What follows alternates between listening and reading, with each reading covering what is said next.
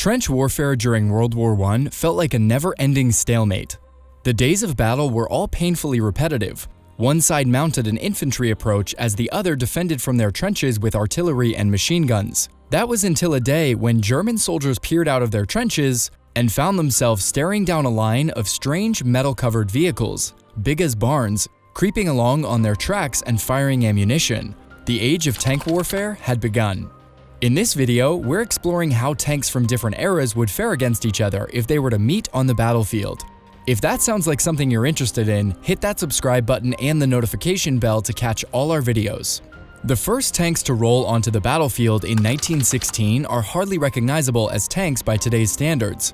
The British Mark I tank was designed with a rhomboid shape wrapped in track all the way around its 26-foot-long body. A crew of 8 operated the vehicle and its enclosed artillery, usually 2 6-pound guns and 3 Lewis machine guns. It had a top speed of just under 4 miles per hour, not surprising for something weighing 28 tons. While these early tanks definitely turned the tide of war, they didn't stand a chance against any of the tanks to follow. In fact, of the 49 Mark Is deployed that day in France, only 9 made it to their starting positions, with the rest breaking down or getting stuck. If Britain's Mark I faced any other tank from history, it would likely be eliminated before it even arrived. Tank technology evolved fast during World War I. By the war's end, several models from all over the world were making an impression on the battlefield, but one of the most revolutionary was the French Renault. This tiny tank was super lightweight, 7 tons compared to the British Mark IV's 29, and could fit only 2 operators, a driver in the front and a gunner in the turret.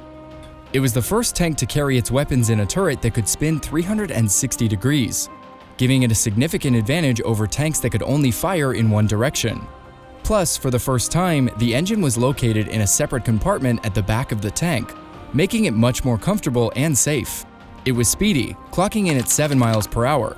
These features made the Renault a frontline tank for more than 20 years. But how would it hold up against one of the most advanced tanks of the World War II era, the US M4 Sherman? The M4 Sherman was the most widely used tank by the US and its allies in the Second World War.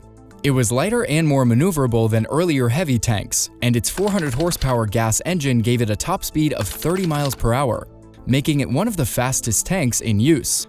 It was crewed by 5 men and fitted with a 75mm main gun, but its real innovation was its design for mass production. It used standard parts in a similar layout and was made mostly with welded construction.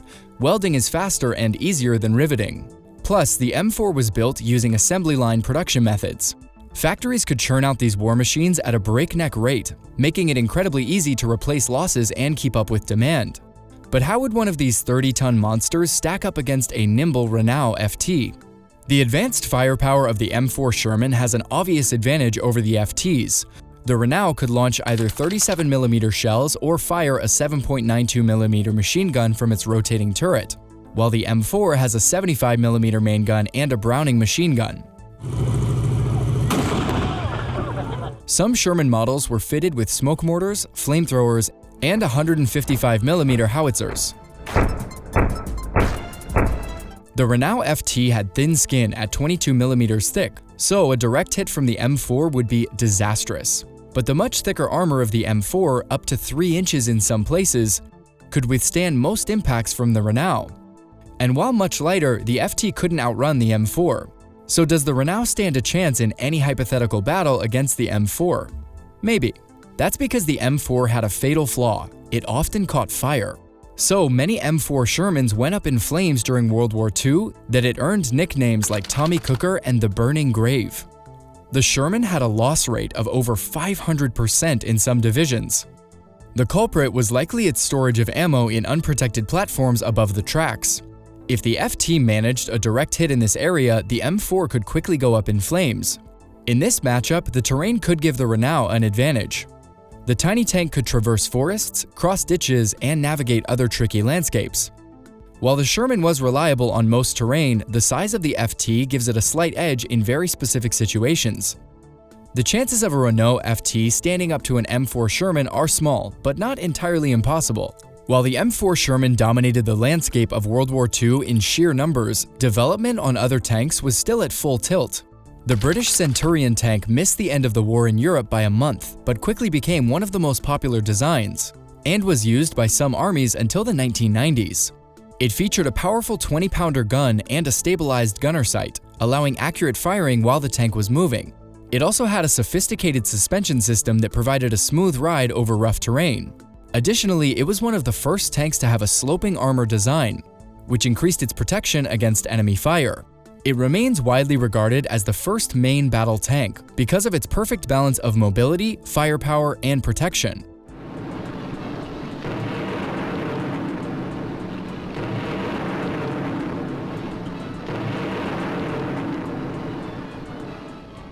But how would this groundbreaking beast hold up against a Soviet T55?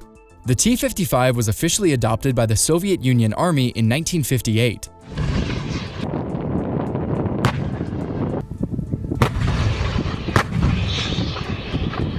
And has since seen combat in more than 20 wars. The T55 was relatively light and small for a main battle tank, making it super maneuverable and easy to transport by rail or road. It had plenty of firepower, with an anti-aircraft 12.7mm turret machine gun, and the ability to fire a wide range of ammunition from its weapons. But it was in its protective design that the T55 shattered existing tech. It had an anti-radiation lining, making it the only tank able to continue fighting after a nearby nuclear explosion. The tank also had a welded steel armor hull with a 60-degree slope to increase protection. It was the first to feature an automatic fire suppression system. Later models had a Drones protection system that could protect against anti-tank rockets and missiles. But the craziest innovation the T55 introduced was a snorkel that allowed it to cross water obstacles with depths down to 18 feet without any extra equipment. So how would it fare against the Centurion? There have actually been real-life battles between these two tanks, so we have some ideas on how a one-on-one fight would go down. Both tanks had a comparable armor thickness, and in normal combat range, both could penetrate the other with a direct hit. But the T55 would outpace the Centurion, with a top speed of over 30 miles per hour compared to the Centurion's 21 miles per hour. Still, the low height of the T55 made it more difficult for the vehicle to assume a hull-down position, where the tank's hull is protected by a hill or embankment, with just the turret and gun peeking out. With both of these legendary tanks boasting great features, the win comes down to details. The T55 has a cramped and uncomfortable design, making it difficult for its crew to operate for as long and as efficiently. The Centurion also carried 64 rounds for its main gun compared to 43 in the T55, giving it an edge in the long fight. In real-life face-offs, the Centurion has bested the T55. Still, most experts agree this was down to the crew's experience and the positioning in battle. In a hypothetical scenario, either of these powerful machines could come out on top, showing that age ain't nothing but a number. In response to the advancements of the T55s, the American military knew it had to up its game. Their answer was the M60 tank, introduced in 1960. It featured an advanced rangefinder and fire control system that allowed for highly accurate firing even while on the move. Plus, it had a highly effective and durable suspension system, making it incredibly stable and agile on rough terrain. It was equipped with a powerful 105mm gun that could fire tons of different ammunition. And the M60 was one of the first tanks to use Chobham armor, a composite that upgraded protection against anti-tank weapons. It matched the T55 in speed, and its improved weaponry and armor meant it was exactly what the US needed to best the Soviet tanks. And its advanced design made it the most powerful and protected tank in the world for many years. But how does it stack up against the current main battle tank in the US arsenal, the M1 Abrams? The Abrams entered service in 1980 as a replacement for the M60 and has been continuously improved upon ever since, resulting in today's model, the M1A2. This newest version of the Abrams weighs more than 70 tons and is powered by the AGT-1500 gas turbine engine, allowing it to speed up to 42 miles per hour. It's armed with a 120mm main gun, an M2 50 caliber machine gun, and a matching set of M240 7.62mm machine guns. Like its predecessor, the Abrams tank is protected by Chobham composite armor but has been improved with depleted uranium meshing. It runs with a crew of 4 and uses a laser rangefinder, a thermal imaging system, and computerized targeting systems. But is the Abrams tank really that superior to the M60? If the M60 and M1 Abrams were to face off in battle, the Abrams would absolutely leave the M60 behind in terms of speed. Its main armament has a slight advantage over the M60's 105mm. though both are very capable weapons that could inflict severe damage on each other, and the M60 is considerably lighter than the Abrams while accommodating 4 crew members.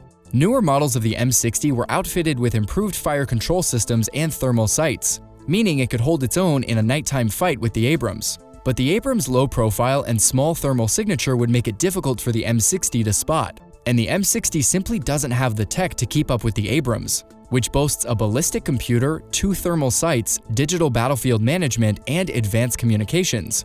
There is a reason the M60 was replaced by the M1 Abrams, and it would have some serious disadvantages in a head-to-head battle. It will be exciting to see how future tanks fit into the impressive historical lineup. What other tank battles would you want to see next? Let us know in the comments below. Now check out these videos. We think you'll love them.